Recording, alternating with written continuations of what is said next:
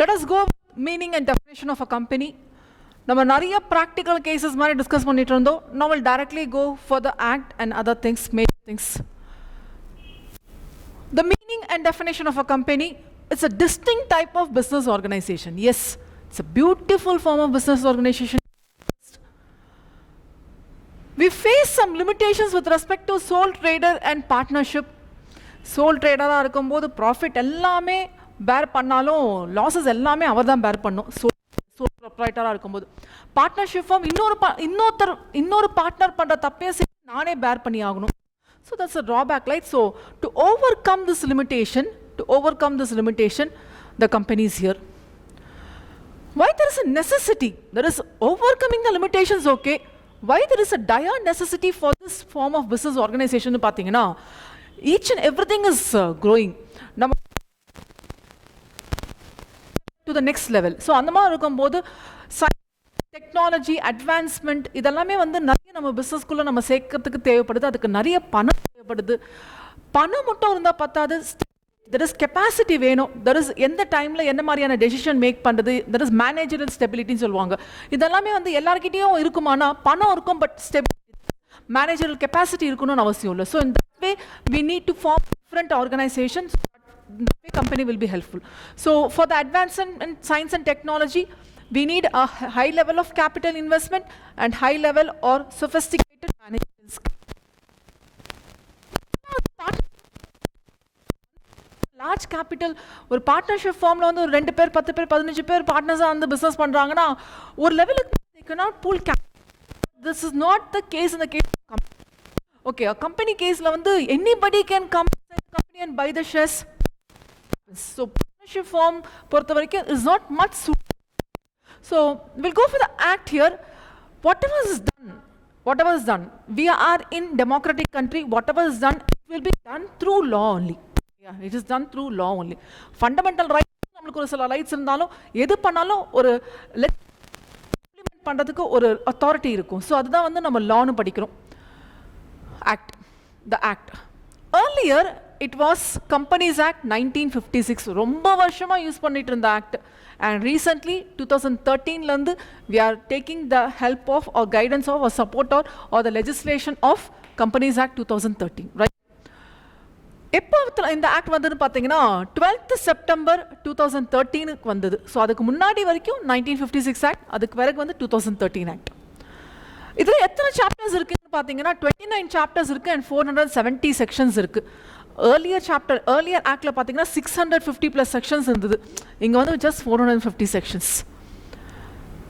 And private limited company, what do you mean by private limited companies? We'll go on discussion with different classification of companies. அதில் public limited, private limited, different types of companies பார்ப்போம். Private limitedனா ஒன்றும் இல்லை, ஒரு சில restrictions provide பண்ணியிருப்பாங்க. Minimum 2 பேர் இருக்கணும், maximum 50 பேர் வரைக்கும் இருக்கலாம்னு 1956 ஆக்டில் இருந்தது. பட் இப்போ 2013 ஆக்டில் up to 200 members வந்தாங்க, right? The highlights, okay, 2013. And one person company, beautiful concept. ஒரு கம்பெனி ஃபார்ம் பண்ணோன்னாலே we need to have 2 personsன்னு பார்த்துட்டு இருந்தோம், ஓகேயா? ஆனால் வந்து என்ன ப்ராப்ளம்னா அப்போது சோல் ப்ரொப்ரைட்டராக இருந்தது. ஸோ ஒரு ஆண்டர்ப்ரனர்னு சொல்லுவோம் இல்லையா, ஆண்டர்ப்ரனராக வந்து ஒரு கம்பெனியை ஃபார்ம் பண்ண முடியாதானா 2013 செப்டம்பர் 12க்கு முன்னாடி வரைக்கும் முடியாதுன்னு இருந்தது. ஆனால் 2013 ஆக்டில் கொண்டு வந்தாங்க. So 1 person company is possible, which means that ஒரே ஒரு பர்சன் இருந்தால் போதும் he can form a company. You may ask, ஒரே ஒரு பர்சன் கம்பெனி ஃபார்ம் பண்ணதுக்கு பதிலாக சோல் ப்ரொப்ரைட்டரே இருந்துட்டு போகலாமே. You get my point? ஒரே ஒரு பர்சனா இப்போது மைசெல்ஃப் வேணும்னா I start the company. Ma'am நீங்கள் கம்பெனி ஸ்டார்ட் பண்ணால் என்ன, நீங்களே பிஸ்னஸ் பண்ணால் என்ன? இல்லை, கம்பெனியாக அது ஃபார்ம் பண்ணும்போது கம்பெனி வேறு நான் வேறேன்னு ஆகிடுவேன். அதுதான் பியூட்டிஃபுல் பாயிண்ட் கம்பெனி பொறுத்த வரைக்கும். சோல் ப்ரொப்ரைட்டராக ஆண்டர்ப்ரனராக பிஸ்னஸ் பண்ணால் நான் வேறு, பிஸ்னஸ் வேறு இல்லை, எல்லாமே நான் தான். நான் சோல் ப்ரொப்ரைட்டராக இருந்தால் பார்ட்னர்ஷிப் ஃபார்மாக இருந்தால் நானும் என் ஃப்ரெண்டு கூட, நானும் என்னோட பேரண்ட்ஸ், நானும் என்னோட சிப்ளிங்ஸோட சேர்ந்து நான் என்னோட பிஸ்னஸை பண்ணும்போது அது என்னோட பிஸ்னஸ் தான், பட் எங்களோட பிஸ்னஸ். ஆனால் கம்பெனி அந்த மாதிரி இல்லை. ஒன்ஸ் நான் கம்பெனி இன்கார்பரேட் பண்ணிட்டேன்னா this company is different and me is different. I can just have a very big difference between the company and my. அப்போது ஓபிசி 1 person கம்பெனிங்கிறது 1 person கம்பெனியாக இன்கார்பரேட் பண்ணலாம். அண்ட் அந்த லிமிடெட் கம்பெனியாக இருக்கும், ஓகே? அண்ட் இது வந்து பண்ணியிருக்குப்பா, டீடைல்டு கன்சல்டேட்டிவ் ப்ராசஸ் மூலியமா என்னென்ன பண்ணலாம், என்னென்ன லிமிடேஷன்ஸ் இருக்குது, அது எப்படி வந்து வெளியில் வரலாம் சொல்லி டீட்டெயில் கன்சல்டேட்டிவ் ப்ராசஸ் மூலமாக அடாப்ட் பண்ணியிருக்கு. அண்ட் இதோட லெஜிஸ்லேஷன் பார்த்தீங்கன்னா it's not completely with the central government. ஏன்னா ஏதாவது case will go for the ட்ரிபியூனல்னு சொல்லுவோம். That is high court, supreme கோர்ட்டுக்கு பார்த்தா இங்கே national tribunal CLT national company இருக்கு, கோர்ஸ்னு இருக்கு. இதெல்லாமே வந்து நியூ இருக்காங்க. So there is a dedicated legislation which means one single authority will not have overall pass. அது என்ன பாத்தீங்களா? Chapter 17 is meant for registered valuers. இப்போ ஏதாவது ஒரு கம்பெனி வந்து வைண்ட் அப் ஆகுது, லிக்விடேட் ஆகுற மாதிரி இருக்குது, இல்லைன்னா வந்து ப்ராஸ்பெக்டஸ் இஷ்யூ பண்ணிட்டு ஃபர்தர் ஷேர்ஸ்க்காக போகிறாங்க. அப்போ வந்து என்ன ஆகும்னா they want to know what's the worth of the property. Okay, என்ன வேல்யூ இருக்குது உங்ககிட்ட, என்ன அசட் இருக்குது, என்ன அந்த அசட்டுக்கு என்ன வேல்யூ இருக்குது. ஸோ ஷேர்ஸ், செக்யூரிட்டிஸ் அதெல்லாம் வேல்யூ பண்ணுறதுக்கு ஒரு ரெஜிஸ்டர்ட் வேல்யூவர் இருக்கணும். அவங்கள பற்றின டீட்டெயில்ஸ் வந்துட்டு சாப்டர் 17 டிஸ்கஸ் பண்ணி new chapter introduce under the 2013 act. Likewise, with respect to government companies, 394 and 395 section detail chapter 23 cover ஆயிருக்கு. அது மட்டும் இல்லாமல் we in the sense company is asked to give some information and statistics of the company. That is dealt under chapter 25. It's a new chapter. Likewise, நிதி ரிலேட்டடாக வரும்போது chapter 26 deal பண்ணியிருக்காங்க.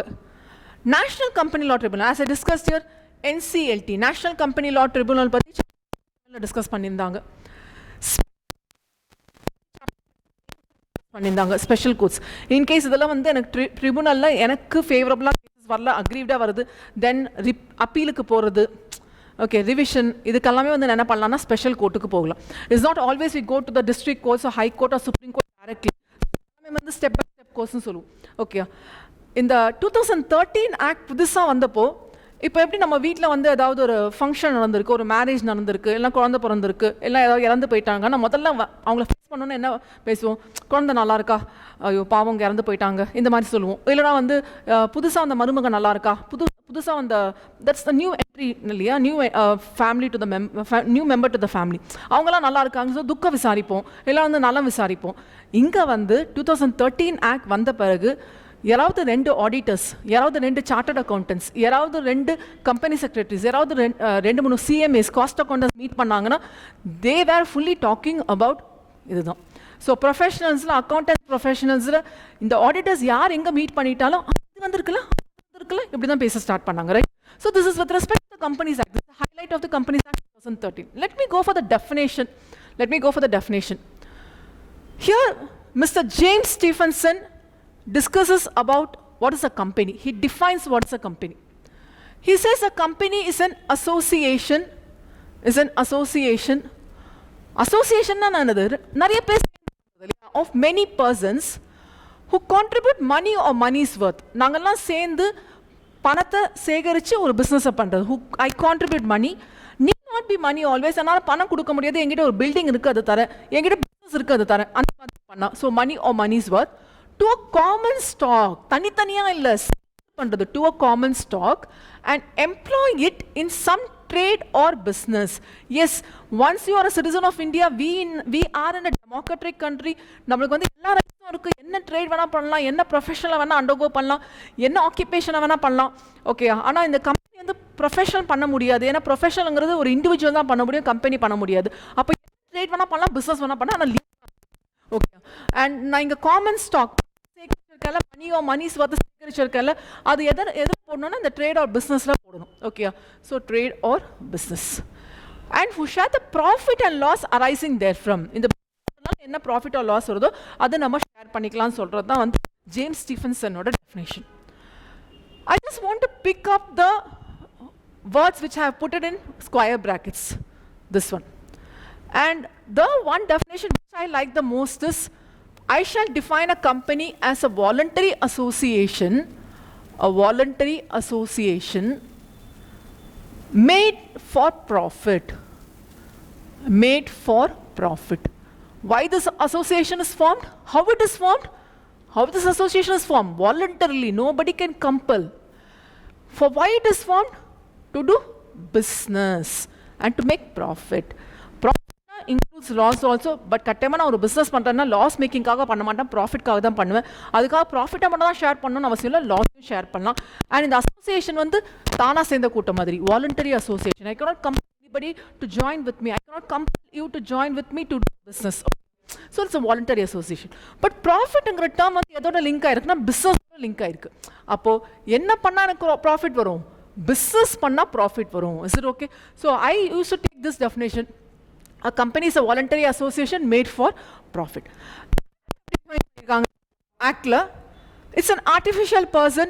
S, நம்மள மாதிரி ஒரு ஹியூமன் பீயிங் இல்லை, இது ஒரு தனி பர்சனாக நம்ம ட்ரீட் பண்ணுறோம். artificial person. It's created by law. அதான் நம்ம இங்கே பார்க்குறோம். ப்ராசஸ். ஒரு கம்பெனி இன்கார்பரேட் பண்ணணும் ஆஸ் பர் த ஆக்ட் எப்படி சொல்லியிருக்காங்களோ இன்கார்பரேட் பண்ணால் தான் existence. Having a separate entity. Yes, company once form பண்ணிட்டீங்கன்னா நீங்கள் வேற கம்பெனி வேற, ஒரு distinction with a purpose. It doesn't have an end, it will go on and on and on. And seal also, right? இதெல்லாம் நம்ம கேரக்டரிஸ்டிக்ஸில் subsequent செஷனில் discuss பண்ணலாம், ரைட்? ஃபைன்.